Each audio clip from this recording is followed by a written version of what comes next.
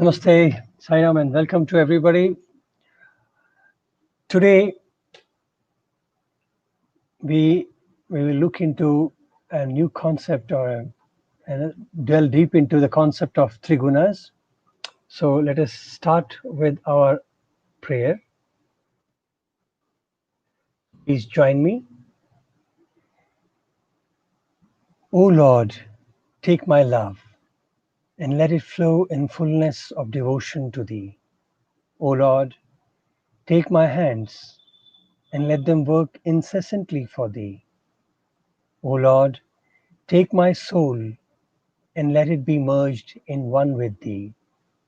O Lord, take my mind and thoughts and let them be in tune with Thee. O Lord, take my everything and let me be an instrument to work for Thee.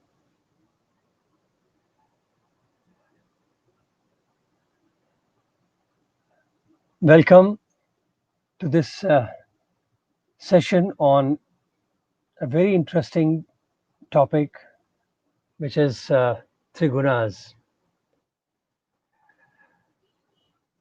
I would like to state at the very outset that these concepts which I am attempting to share and dwell into the practicality of these concepts in our life, uh, they are so vast, they are so profound that everybody who looks at them can find their own interpretations, and everybody can derive their own understanding and get benefited.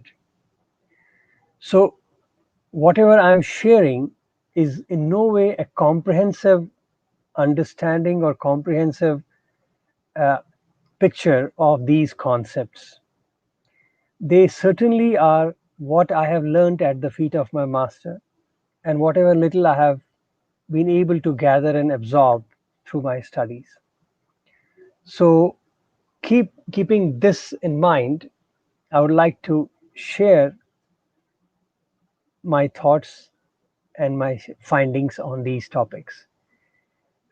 So, people listening to this, and when you share this concept, and if anybody has any additional dimensions to it, please accept that too. And once we start understanding them, then every flavor adds to the understanding of the concept. So I am trying my humble way to give a basic formative idea and understanding of these concepts so that we can see how relevant these concepts can be for our day-to-day lives. So let us jump into it. Trigunas. Triguna is a very Triguna in Sanskrit. It is three. Gunas is attributes or qualifications.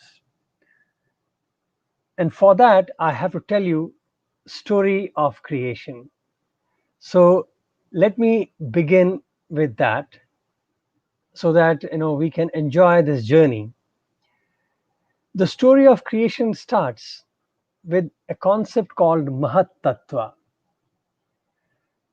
It's an absolute thing. I don't know what else to call it. Absoluteness. It's, think of it like an ocean, still, no movement at all. A vast which we can't even fathom. So that ultimate conception, which our minds could go ahead and figure out that there was something which was nothing, because we could not figure out what it is. And if you recall, in the last session we talked about shunyata, which is literally translated as nothing, nothingness. And then we explained about beinglessness. So this Mahat Tattva is that shunyata from where everything manifested. And this shunyata, this Mahat Tattva, Mahat is that important, potent, absolute element, the potency, expanded because of his own nature. My master gave a very beautiful sentence, and I can tell you in my own understanding There's a best statement I've seen for creation. He says, I separated myself from myself to love myself. So the basis of the whole creation was that exuberating love within this Mahat, which became the cause of this creation. Because the attribute of love is expansion. The moment expansion is not there, love is not there. So if there is love, expansion is natural. So in this expansive mode of Mahat, the first thing which got acknowledged was a wave of energy. Think of it like now the stillness of the ocean has started getting waves. Some energy was visible, and that energy was called as tanmatras. These are quantas of energies. They are fluctuations like waves. If you see, they are like vibrancies. They are frequencies of energy. So this matra is also explained in Sanskrit as you know velocity, measurement. So this is a contours of energy jumping up and down. And this Mahat, which got acknowledged through this Tanmatras, was given a name called Aham Tattva. Aham is literally translated, loosely translated as the ego. Actually, I would not like to put it because the ego has a different connotation. Aham in Sanskrit also has simple meaning is me, I. So I-ness is a better version of that, I felt, because this tanmatra, which gave identity to Mahat, was acknowledged first time as something, because that shunyata was nothing.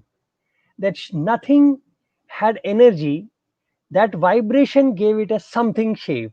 That something was acknowledged as I-ness, aham. That aham was born. So when we say aham brahmasmi, even the purest Vedantic parlance, even that sentence is not accepted, because when you say I am Brahma, so I and Brahman are two different identity. So the real essence of Vedant is aham. So this is that aham tattva, that oneness in which he says I-ness. And I-ness was given through the tanmatra and mahat. So the manifested form of mahat is aham. So then we got this I-ness. From this I-ness, when the further fluctuation continued, we get these three attributes. Now, when the saints and seers contemplated and researched more and more, they realized that the I-ness is having these three attributes. Now, this I-ness is also in our scriptural parlance.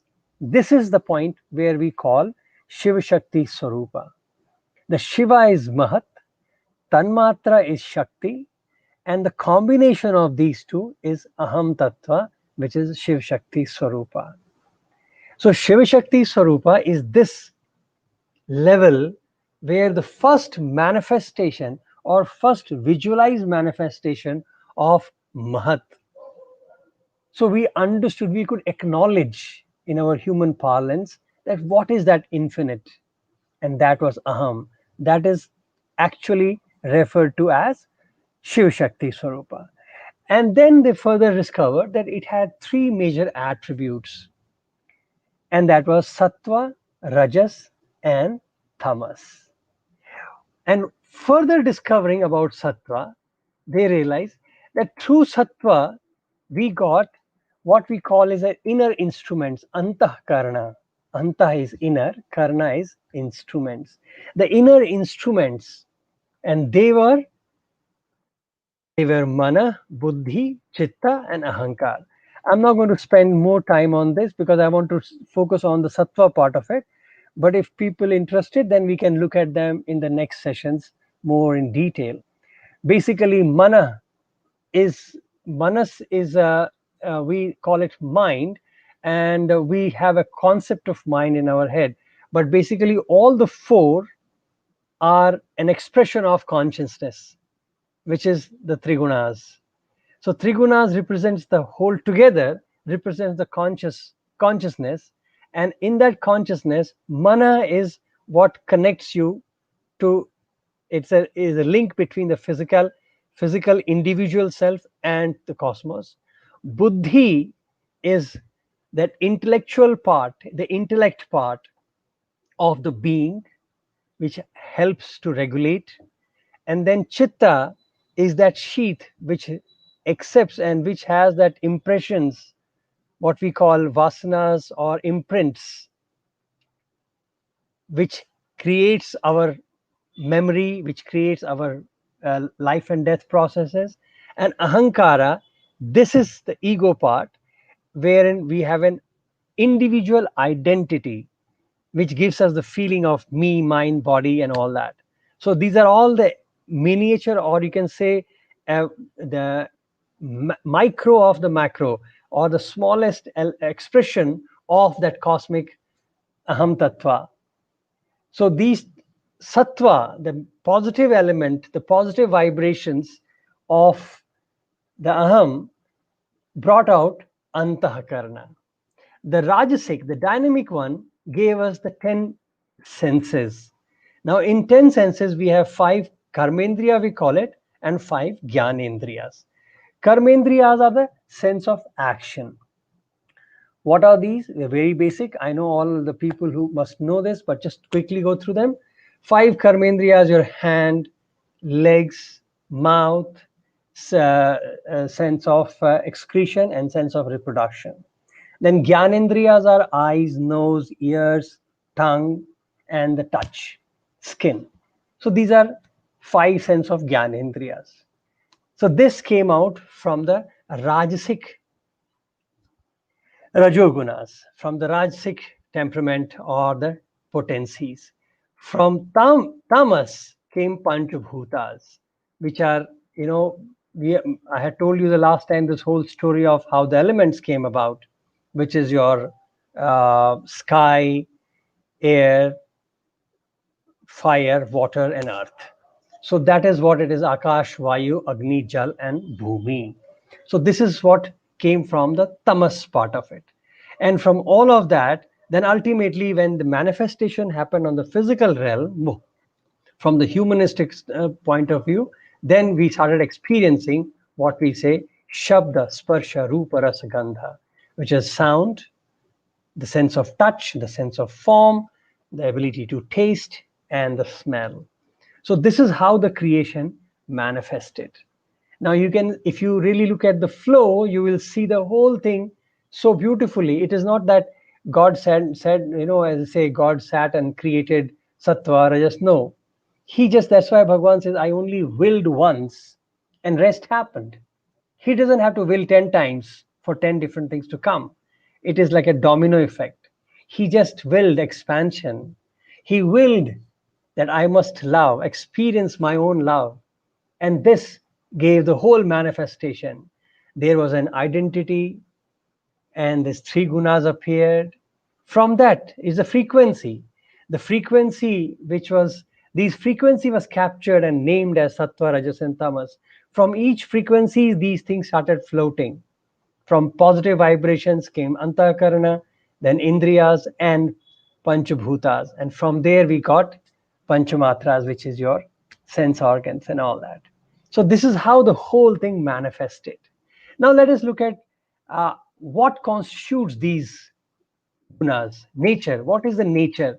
And these nature of sattva, rajas, and tamas is interesting to see that now in this process of creation, these 3 gunas not only help us to, to understand how to conduct, but they are also the secret for liberation. Liberation is what? So basically, think of it like, just to give you an analogy for us to understand this process, which I was talking about, tanmatras and all that.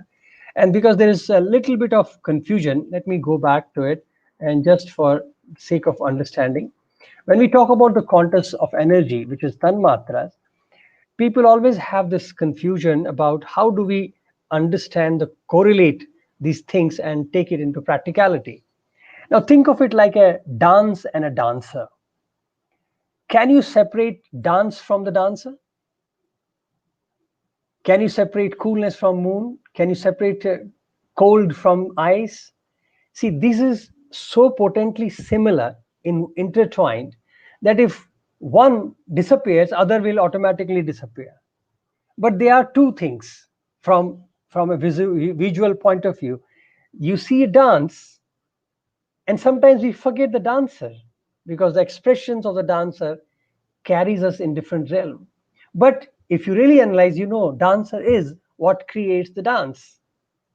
So dance and the dancer, if you look at it, that is Mahat and Tanmatras. So together, you can say they are Aham Tattva. He's a dancer, but the dancer and the dance are one, but they are looked at differently. Now, how do I segregate them, if at all? Is it possible? No, but in another way, it can be done.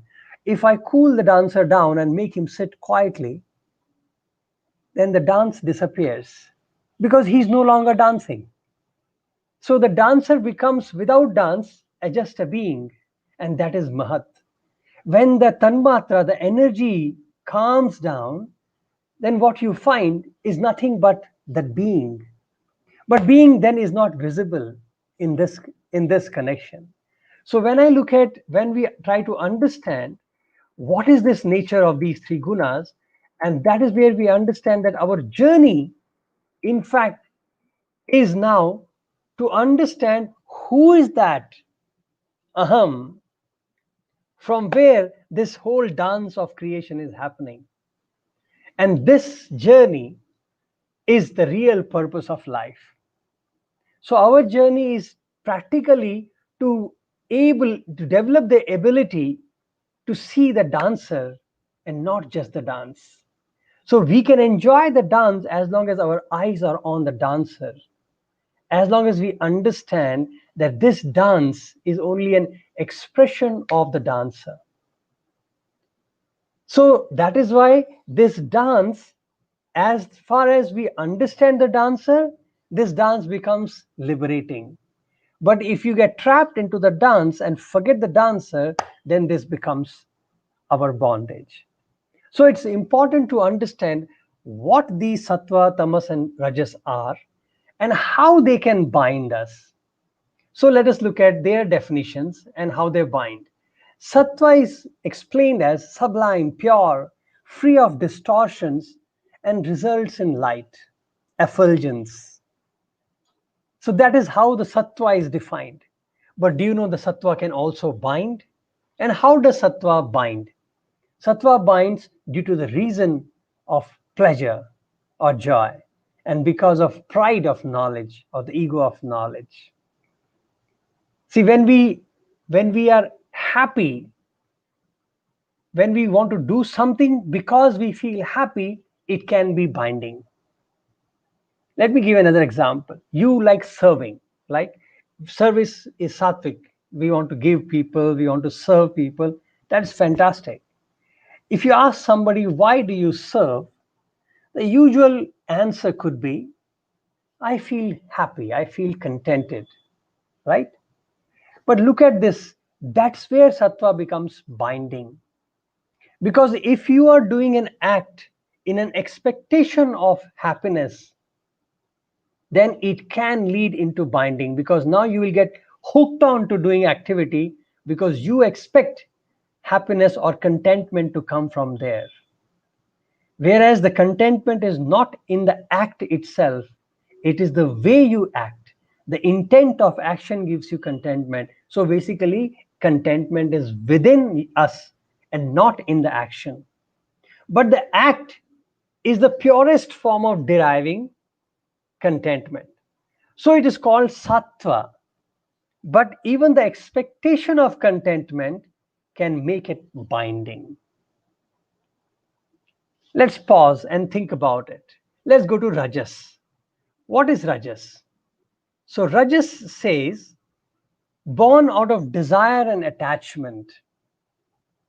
So anything, when we do any act with expectation, that becomes Rajas in a very simple manner. So if any act I do, be it most spiritual activity, so called, or be it the most mundane or materialistic activity, anything I do with an expected outcome, it is rajas. When the outcome is not considered, it becomes sattva. So the same act can be sattva, same act can be rajas. And how does rajas bind you? It binds through action and the wish for the desire of the related fruits of action. So it binds us because of the fruit. Now, as I was telling you, even the service project, if I do because I am expecting contentment, I may not say it, but I feel good about it, I am trapped. So that becomes rajas and it traps me. Okay. So what is tamas? Tamas is born out of ignorance. Now, ignorance is a very beautiful term. Ignorance is a very, very tricky term. Ignorance is not something, what we literally understand that, okay, he is ignorant means he does not know. In, in the Vedic terminology, anything which does not relate to Atman, anything which does not relate to the absolute is termed as ignorance. So, in that terminology of understanding, the ignorance is when you pursue the shadow, not the real. So, if you want to chase me and you are chasing my shadow, then it will be called he's ignorant, because shadow will keep fluctuating depending on where I am. But rather than catching me, you're catching the shadow, and that is called ignorance. So ignorance is not knowing, but it is a little bit more deeper than that. It is not just not knowing what, it is not knowing the truth. Where to chase, what to chase is also ignorance. So that is tamas. And tamas binds you, of course, with aimless pursuit of senses. This is pramad. In Hindi, it's called pramad. Pramad is basically, excess. When you chase senses, sense gratification, that becomes purposelessly and that becomes binding. Or laziness and even excessive sleep. Nidra also is considered to be binding.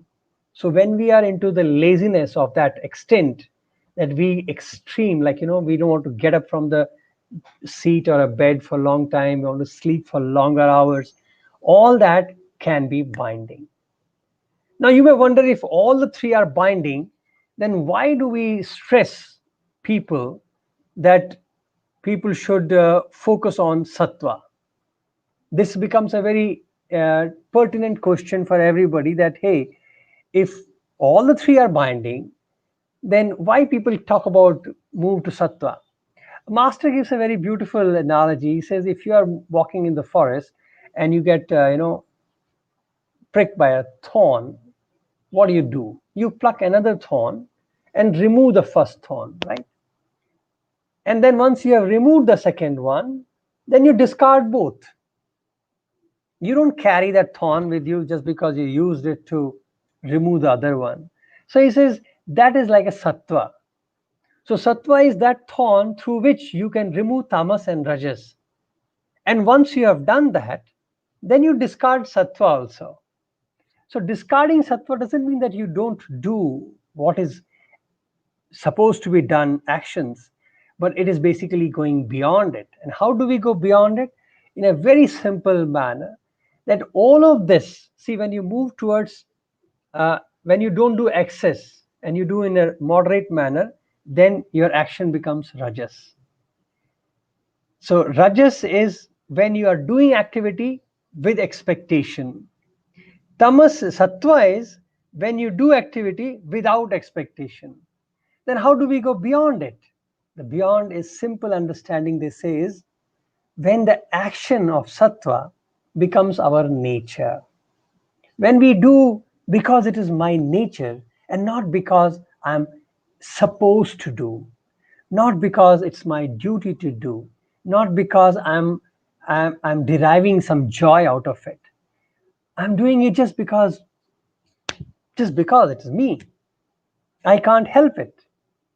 Like a snake cannot, leave hissing, a dog can't stop barking, a humans can't stop serving and living. So when we are loving and serving, without the thought that I am serving, without the thought that I am living or loving, then we start transcending the gunas. Just a word of caution, when we talk about balancing these three gunas, it does not mean they are equal. It does not also mean that one is better than other, and so we have to. It is just that these three gunas are like waves, the quantum of energy. They are jumping. Now we have to calm them down. That's all. Because only when you calm the dancer down, you will be able to perceive the dancer as he is or as she is. As long as he is in dancing mode, then you are seeing what the dance reflects, whether the dance is reflecting anger or love or compassion, indifference, all that is the dancer's effect. But once you want to understand the dancer per se, then the dance has to calm down. And that cooling off, the equality, the equanimity of these three gunas is the key. So the three gunas we need to even survive this life journey. But these three gunas also are the key to unlock the secret to go beyond and see the dancer. So this is how the sattva, rajas, and tamas, all three gunas, are interplaying, and they explain to us what is this. Now, just before I move forward, let me give you an aspect of this Mahat Tattva. Just to understand, so that we understand that once we have once we are trying to surpass it, then how do we identify, or how do I measure or understand that I'm getting a glimpse of the dancer? The dancer is Mahat Tattva, and there are three aspects or personification of the Mahat Tattva, that is Ichha Shakti, Jnana Shakti, and Kriya Shakti. The, the, the power, the energy of will or desire. Jnana Shakti is the energy of knowledge, and the energy of action is Kriya Shakti. The more and more we start calming these elements down, the dancer's attribute becomes visible. Then you will see that you will it and things will happen. Then you don't have to really act on it.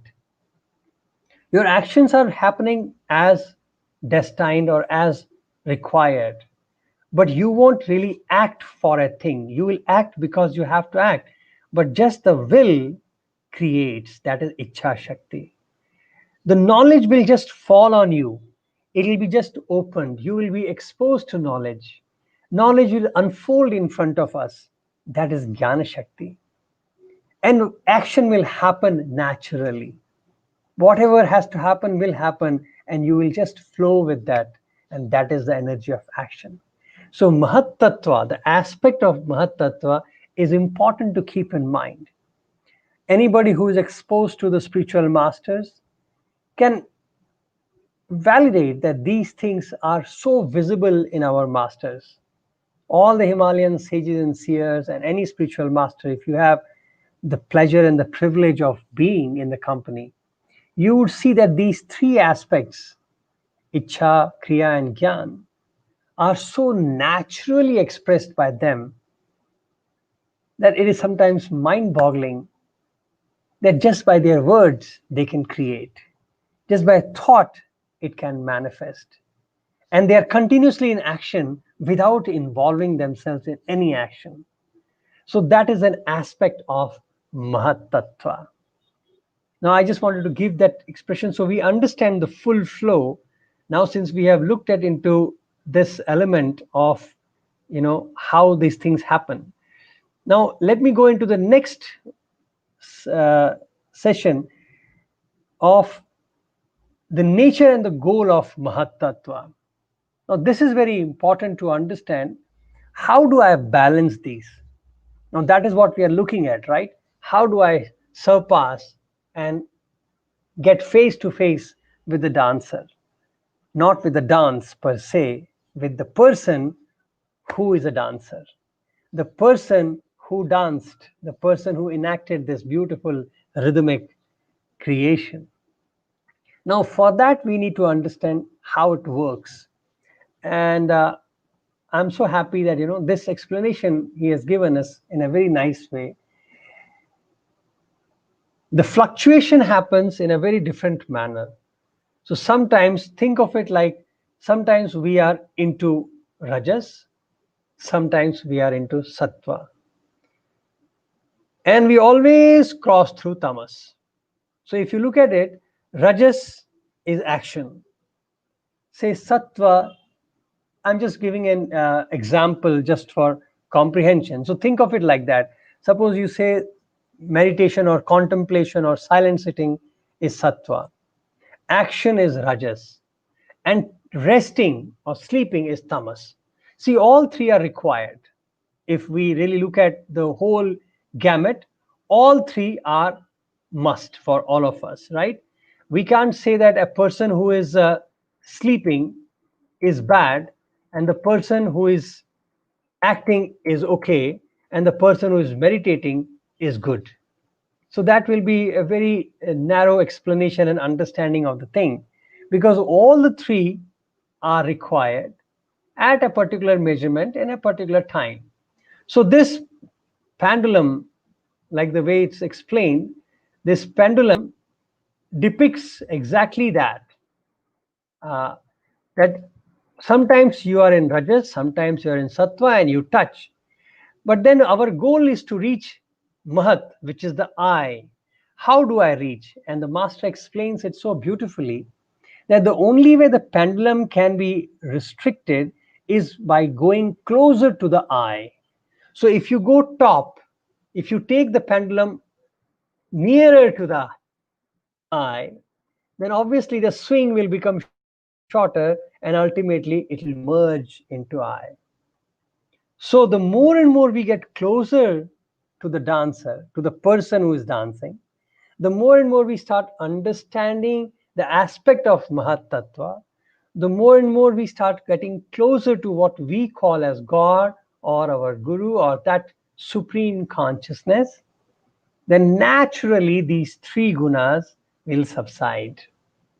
Otherwise, it's not possible to control them because they are the manifested energy of the same Mahat. Now, if I want to see that dance, the person, who is the dancer? The person is Mahat, the dancer is Aham, the dance is Tanmatras. I want to see that person who is the dancer. And hence, the only way to do that is getting closer and closer to the I. And the more and more this pendulum moves to the I, it stops going swinging. And then ultimately, if you merge it with I, then there is no pendulum, there is no movement, and all the three gunas will suddenly become silent. This phase is called gunatit. So gunatit is not something that people do not have gunas. That is not possible. You cannot remove guna from I-ness. But I does not depend on gunas, and that is the beauty of it. So I-ness does not require guna, it does not bind, it's not binded by gunas, but the expression of I is gunas. So the moment you acknowledge I, you have gun. That's why the master explains that you cannot understand ocean, depth of ocean by sitting at the shore, but river, when it merges into ocean, to measure the depth of the ocean, it becomes one with the ocean, then there is no river to talk about the journey further. So the catch here is, unless and until you merge, you won't know the depth. Until you have not merged, you won't know the secret. So once you know, you are not there to tell. And if you have not merged, then you can't tell. So it's a catch 22. So that is what this Mahat Tattva game is. So how do I understand it? In a simple way, focus on God, say his name, think of the Almighty Supreme Self, and the more and more we go closer to that, we will transcend these gunas. Otherwise, this journey continues. And so there are many other variations and understanding of these same Mahat Tattva. Okay. Now, if I look at the scientific perspective to it, and this is what something which I feel, it's interesting more than anything else. I find this is very interesting. Now, to understand sattva, rajas, and tamas is literally in science what we say proton, electron, and neutron. Now, if you notice in the center, we have this proton and neutrons in the center. So once these three, and you see this electron is swirling around it, and this is the three sections which our science explains is in the core of an atom. This is the three things which from spiritual angle we have now understood. Now, if you take this same concept and put it on any of those previous slides, you would enjoy this journey. That electron, proton, and neutrons are basically this whole creation. And this is nothing but these three gunas. And in the center of that is sattva and tamas. Now, when I say tamas, please do not use it as a negative connotation. Sattva does not mean good, tamas does not mean bad, and rajas does not mean okay. There's nothing good or bad in these things. It is what it is. There are three aspects of the same being. Just because my mother is, hugging me or loving me, expression of love, I cannot call her good at that time. And if she's correcting me, I cannot call her bad at that time. Or if she's indifferently resting, I can't say she's okay. Mother is a mother. So similarly, these gunas are not something good or bad. They are what it is. And this is what, unfortunately, our education system has not done right. We have always trained our students and everybody to think always in terms of some correlation. Even when you have a person next to us, we want to define the relationship, what it is. We just can't accept people as people. We just can't accept the world as it is. It has to be mine, yours. It has to be his. It just can't be it is. That's it. So why can't it be everybody's and everybody enjoys? But unfortunately, when it is everybody's, then it is nobody's. Whereas it should be for everybody, should remain everybody's. And everybody must have invested. Why? Because if you understand the secret of creation, then this science becomes much easier to comprehend. So if you look at the scientific way also, the proton and neutrons, they are in the center. So tamas, what we say is a negative force, is a neutral force, is like the Shiva concept, is quietly sitting, doing nothing apparently. It is neutral. But when we realize it more deeper, then that is the cause for balancing the whole equation. So even if the Rajas is dancing so fast outside and apparently doing the creation, binding with other electron, protons, and neutrons, creating nucleus, and moving on to create further and further structures, it is the neutron which is balancing this equation. And sattva is what is nurturing this. So if you look at the whole combination, and if you take it, extrapolate it, and you realize how coded our scriptures are, they have explained to us so much like complicated theories in very, very simple parables and stories, which unfortunately we tag them in mythology and do not take them that seriously. But all the secrets of world, of the creation, is right here. If you understand that this sattva, tamas, and rajas, this is the founding starting point of the creation, and they originate from the identity what we call Mahatattva, and that Mahatattva was visible because of Tanmatras, which is nothing but quantum of energy.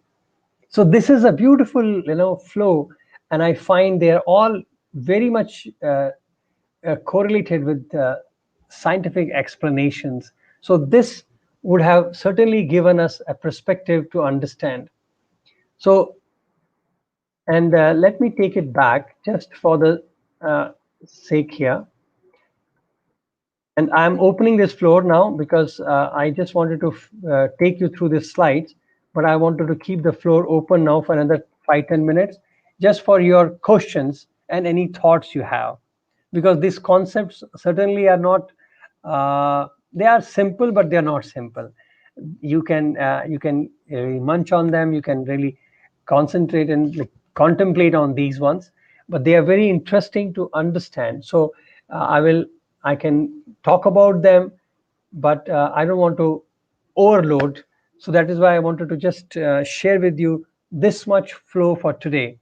But just to give you a perspectives now for next 5-10 minutes more. And in case you have any questions, I would be more than happy to bring them on and discuss them. So please feel free to share. So, so as I was telling you, this practicality, when I look at it, and I understand the balancing act. If you recall, we had discussed also about our body sheets from physical Annamaya Kosha to Anandamaya Kosha, and we had discussed Shunyata. Now, all of these concepts which I am sharing, they are kind of interrelated, and they tend to give us a perspective to look at life. Uh, Geeta auntie is asking, kindly elaborate a bit more on tanmatras. Okay. Uh, okay, let me take you through this journey. Tanmatras, as I was explaining, if you understand it, it is the energy of the Mahat in a simple way. What in science they call frequencies, velocity, or movement, that all is the quantum. So basically, if you look at, as I was telling you, an example of dance, the person, dancer, and the dance. See, these three elements are not separate. They are only different expressions of the same being, which is the person. So when the person takes the role of a dancer, we start identifying him. But the dancer is identified because he's a dancer, is because of his dance. I can't say I'm a dancer and sit in this posture. So if I have to represent myself as a dancer, then I must do something which represents a kind of dance. And that representation is the energy factor. So any movement which I create, be it an expression of my face or my hands or through my legs, this is all part of that energy. And this dancing is an act of energy which actually identifies me as a dancer. So what we understand as Nataraj, when we say Nataraj, that dancing Shiva, that is actually Aham Tattva, what I understand. And that is also represented in Ardhanarishwar, which is half male, half female, half Shiva, half Shakti. And that is because that absolute infinite Shunya, due to his energy which he willed to express, created a form, created a visualization or a manifestation. That is quantum of energy. That is tanmatras. So this tanmatra is that, the unit. You can say, even you can even look at it like a unit of energies which have the fluctuations, which have these waves and frequencies. So this is tanmatra. And these tanmatras, they created a shape which we identify as Nataraj, the dancing Shiva, because it had rhythm, it had expression, it had a form, it had a visualization. Now we could at least conceptualize that infinite, which we thought as shunya, which we thought nothing, that nothing is that. And in fact, if you understand it from this point of view, then you look at it, and Bhagwan says that, when you, what you're looking as aham tattva is where your awareness is going. It's like the searchlight, in the ocean. You have seen that searchlights, towers, where the light falls in the ocean, you get to see that. So he says the light focus is awareness, and the whole ocean behind is consciousness. So Mahat is that ocean, and the light, what we have visualized, is awareness. So that awareness, we, as our the maximum awareness possible, we call that aham tattva. But that aham tattva, what we have visualized, is also only a focus on the ocean. So truly speaking, that Nataraj, what we are visualizing, or Shiv Shakti Swarupa as we are conceptualizing, is also a very, very small and a very minuscule understanding of Mahat. And that is why probably in our mythological parlance they say even Sheshanag with his 1,000 mouths cannot sing the glory of the master. Because however big the light can be, still it can't capture the whole ocean. So that aham tattva, what we are able to visualize, is still only a small portion of the ocean. So that mahat is unimaginable concept. But at least it becomes kind of conceptualization possible because of tanmatras. Thanks to him that he willed his expression. And because of that tanmatras, the whole manifestation happens. And this, because if you are single, you can't love and experience love. To experience love, you need separation. Then only I can love somebody. I can't love me, I can't kiss myself. So it is like I need somebody else to express my love. And that is how this whole creation was manifested. So if you look at that way, Vibha is asking, is detachment a part of Ichha Shakti of Mahat Tattva? Detachment. Detachment is an expression we have learned, I feel, Viva, afterwards. Because, see, attachment and detachment is duality. See, when we are in duality, we want to practice either it is, attachment, and then we say, let's not get attached, so we are detached. So basically, attachment, Ichha Shakti is not detachment. Ichha Shakti is the power of will. Like when we asked our master once, you know, like we used to say that, master, you must have willed for hospitals or water projects to happen, because they are mind-boggling experiences in these times to have a free education, free hospitals running around. So there has to be something extraordinarily divine. So he laughed and he said, I don't need to will for these things. I willed only once and the creation happened. It was a mind-boggling statement because, we had this similar connotation, understanding that it is divine will that, things like hospital and these things happen. And what he said was, for these you don't need will. He willed once and the manifestation happened. So when we talk about Ichha Shakti, that is the will of the Lord. So it is an aspect only of Mahat, the only of the master. The creation ability is with master. We can only manipulate.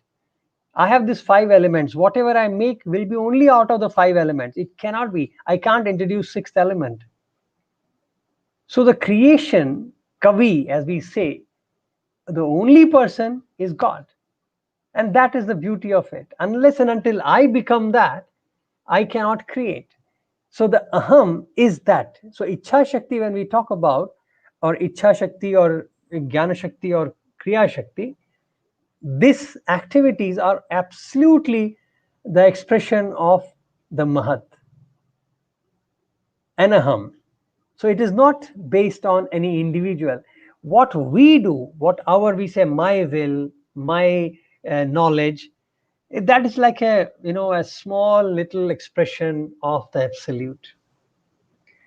And he shows that is where the consciousness in us becomes our conscience.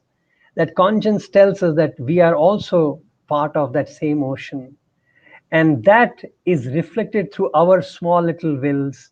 When you say, I will to get good marks, I will to score this much, I will that tomorrow, next week I'll be like this, and tomorrow I will have a this car or that car. See, all that will, what we are deciding and what we are channelizing our energies and our whole persona of our energy to that goal, is nothing but a small expression of that absolute will. And we can play with this till we understand that this is actually also an expression of his. And the moment I understand that, then my will expands. So I would not use any smaller terms like attachment, detachment, and anything with these three elements.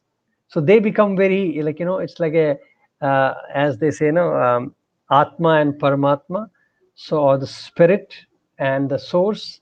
So these are Ichha Shaktis, and all are the attributes of the source. And attachment, detachment is the drama of the spirit. Okay. Rajesh brother says, how can one in a practical day to day living get closer to the big I?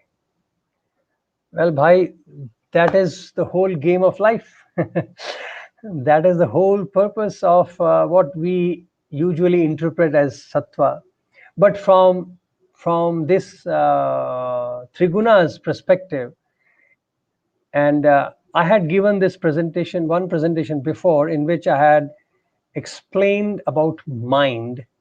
I don't mind you all going back and looking at that presentation, because there we had discussed about vasanas, and there are shubha vasanas and there are ashubha vasanas. Vasanas which are your frequencies, which are supposed to be good and not so good. And in that also you will realize that how do we use these gunas to do right activities which can influence positivity. Now, just to keep in mind, if you say, how do I, if suppose I have a habit of excessive sleep, or I get tempted to eat more, or something like that, which is normally considered as tamas. So the response to that is, how do I deal with that? In scriptural understanding, they say that if you want to control or regulate gunas, you give prominence to another guna. So suppose I give prominence to sattva guna, then my rajas and tamas will subside. That is a science. So you understand, if you understand that way, then your practicality will become easier. So if you want to promote sattva, then you have then you have to promote sattva. Don't worry about rajas and tamas. So you work on the attributes which are got positive shubha vasanas.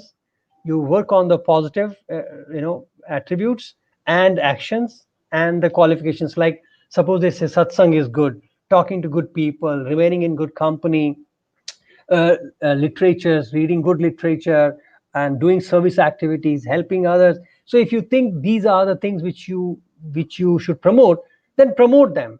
Don't worry that I sleep more. Don't worry that I eat more. Don't worry that I am more about sensual gratifications. The more and more you think about them, they will always remain with us. So the best part is that that's how they explain that best is, instead of saying, for example, another thing is, uh, our master used to give a very beautiful example. He said, if you are, suppose you have an anger problem and you want to get rid of anger, and if you keep repeating every day, oh Lord, I don't want to get angry, oh Lord, help me to get anger off, oh Lord, I promise I will not get angry. In all these situations, you are never going to get rid of anger, because you are thinking of anger. Even if you are thinking in a different manner, you're still thinking of anger. So as long as you are holding on to the thought of anger, anger would remain with you. So the best part of removing anger is talk about the opposite of anger. So say talk about love. I will love everybody. I'll speak obligingly. I will, care people. I will be respectful to people, and anger will naturally disappear. So this is a very scientific way of dealing with your problems. So if you have a problem, don't think of the problem. Think of the opposite of the problem and focus on that. And that is exactly what is coming from these three gunas, that if you want to control something rajasic or tamasic, focus on sattva. So if you think that I want to, if in equation, suppose you want to feel that no, I want to promote my rajas because my child, say for example, if the person is in teens and he has to study, he has to gain knowledge, he has to work hard, he has to be a fighter, then obviously if the attitude is that, then rajas has to be improved. So don't worry about anything else, just focus on his rajas, and naturally other two will come back. So similarly, if you want to see the balance that hey, he must have a little bit of sattva and more of rajas, then play with them. So the point here I gather is that instead of looking how do I control my negativity, the focus is how do I promote my positivity. So play the card differently. So do not worry about negative tendencies or negative attributes or what you must shun. Focus on what you must inculcate and encourage. And if you do that, I believe naturally the others will fall in place. So I hope that would help. And the moment we do this, then actually what we are doing, we are using a thorn to remove the other thorn. And the more and more we get it, then we understand how to go beyond it. And that is where I had shown you the other graph, in which that we understand the frequency of how do I, what binds us, and you play with that and you go forward from there. Then you understand that no, I'm not going to get restricted by this understanding. Fair enough, if I need it, I will do it. So I may use sattva or rajas or tamas. Sometimes people are too aggressive, they are running around all the time, and you can see the drainage because they are not giving body the due rest. Now body needs 6 to 8 hours of sleep, and if you give only 1 hour or 2 hours of sleep, and that too with all the pressure, then obviously you can't even perform your sattvic deeds, so to say. So which means the tamasic activities are also required. So the balancing has to happen, keep happening. We have to keep analyzing that what area must I be supporting. And the moment I do that, the rest too automatically fall in place. And the moment we start getting this equilibrium, that how much of sattva, how much of rajas, and how much of tamas I need in my system, we achieved it. And this equilibrium itself will show us how to transcend. So I may use sometimes a tamasic, thorn to prick it out, other ones, or sometimes I may use sattva. Doesn't matter. But ultimately, I have nothing. I need to get beyond the dance and the dancer. I need to see the person who is the dancer.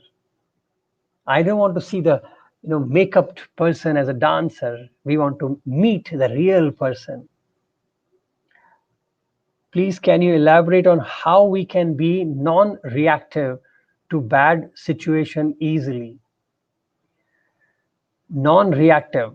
I am also working on this. Let me confess that before I venture into it. Uh, what I have found so far, our reaction is also based on our involvement. If the thing is happening to somebody whom I am not related or who I don't feel belonged, my response may not be that aggressive or that passionate.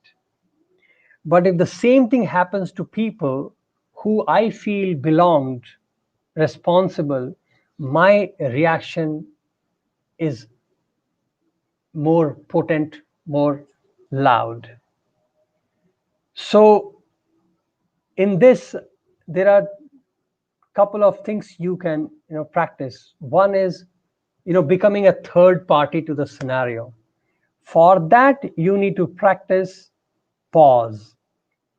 Pause is a method of, not thinking, just stopping yourself. So when you see a bad situation, take yourself out of that situation. That requires a bit of practice because you need to understand it as a third person. If you see some bad thing happening for somebody else, you are objectively seeing it. But when the same situation you are in, then your emotions are involved, and then your ability to see through is clouded. So that is why it is very important for us to learn to become a third party to the scenario. And for that, you have to practice pause. And once you're able to pause, then you will see that scenarios are not good or bad. It is our reaction which makes it good or bad. So non-reactiveness will naturally happen to you once you are able to remove yourself. Once you remove, then you can analyze. If that scenario shows that you are not wrong, then why should you react?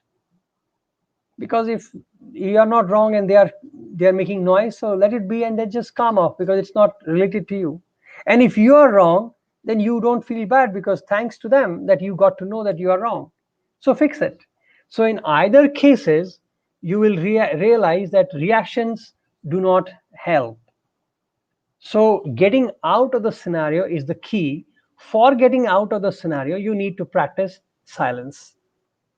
That is pausing. You need to have that. So that is what we practice day in and day out, just to remain observer, like drishta, as they say, watch. So just see drishta, and you will realize. And that is where these three gunas will help to understand. When you understand that what excites you, in three, all the three can excite you sometimes. When I say excitement, don't take it literal excitement. It is basically that, the joy, the desire to be in that act. See, that is what makes you reactive. So once you take them all in that same stride. And another thing I can give you a very nice, which one of my aunts used to tell me, and I thank her for that. Even if she achieves something great and everybody, the whole world comes to compliment, and she would smile and say, "This too shall pass." And I have seen her in her worst scenarios when things were really tough. I would find her sitting in the same way and saying, "This too shall pass." So in the both scenarios, she could practice "this too shall pass." So I find that that is also a very good tool to practice, as they say, detached, non-reactive in a situation. So whether apparently it looks exciting, good, or it looks depressing, bad, it doesn't matter because both are just an expression and they too shall pass. Okay. Rashmi says, okay, Rashmi, thank you. Hope, Rashmi, it helps and understand. Uh, Nital is, can one do this by oneself without a guru? Well, honestly speaking, as I understand, in my limited understanding, I feel uh, guru is needed. Uh, but the beautiful part of spiritual lifestyle is that in spirituality, they say a disciple do not have to look for guru. The search is never for guru because guru is always waiting for the disciple. The true guru is always hanging on. He's waiting, who is the person who is really wanting to have me. So in spiritual lifestyle, they say that the challenge is not to find a guru. The challenge is to prepare oneself to be a good student. See, like if you want to join a college, you have to pass an entrance exam. And then you will naturally find gurus. You will find teachers. But to get into that, you need to prepare yourself. You need to have that kind of knowledge, the discipline, the whole attitude, and preparation to join in. So, for the spiritual guru, also, You don't have to find one guru, but if we prepare and work on ourselves for the guru, for the goal, the guru will come and help. So, to answer this question, can I do it myself? No. Do I need a guru? Yes. So, where do I find it? I don't. He finds me. And what do I do? Just prepare for him. And in whatever format I understand to balance these gunas, understand now my scriptures, my system has given me the knowledge that if I want to inculcate guru who can take me through the sattva, then I must promote my sattva. If I want to be like a cop, a soldier, then rajas. So any of these elements are not bad, but in whichever line I want to pursue myself, whichever way I want to reach this aham, that is fine, because aham tattva you can achieve from all the three. They are the three doors, they are the three openings to reach that. So there is nothing that you have to do one or to another. No, we have ample examples which can show you that people have reached this supreme through any of these elements. Kumbhakaran reached through tamas. So many have reached through rajas. All the warriors have reached through those who sacrifice themselves for the country and motherland. They have reached through rajas. So it is not that only sattva will take us to the master. Anybody and everybody is destined for it. So the beauty of journey is prepare ourselves in whichever format suits and resonates with us. Whatever resonates with you, just follow that and keep the focus alive. That remember that dance you can enjoy, dancer can attract you, but our goal is the person, not the dancer, not the dance. So I can shake hand with a dancer to know the person, but understand the goal is not the dancer or the dance. It is the person who is acting as a dancer. And that is the true journey. And for that, the guru will appear depending on my preparation, depending on where I am in my journey, depending on how much I can, that will take it. Oh, I think I've just crossed. I like to finish off in the time zone. So, but thanks for your questions. That made it a bit of interactiveness, and it's nice to hear from you and then share thoughts. I hope whatever you have heard and whatever we have shared was helpful. I would be more than open to have any one of you in the show to discuss further. But thank you very much. And as I said before, these concepts are profound. They are amazing. They are actually the secret and the core of whole creation. So I do not stand here to talk to you as an authority, but as an humble traveler with you. Whatever little I have grasped, I am having the pleasure of sharing. So any perspective on these, more perspectives are always welcome. So whatever resonates with us, just go with it and have fun in life. So thank you once again for your participation. Thank you once again for opportunity. And I look forward for your more suggestions and your thoughts for the next topic. As you have seen, I pick up topics, whatever feedbacks I get. So I request all of you to please share your thoughts, send me your stories, your comments, your suggestions, and your interest of topics so we can plan our next sessions accordingly. Thank you once again. Namaste.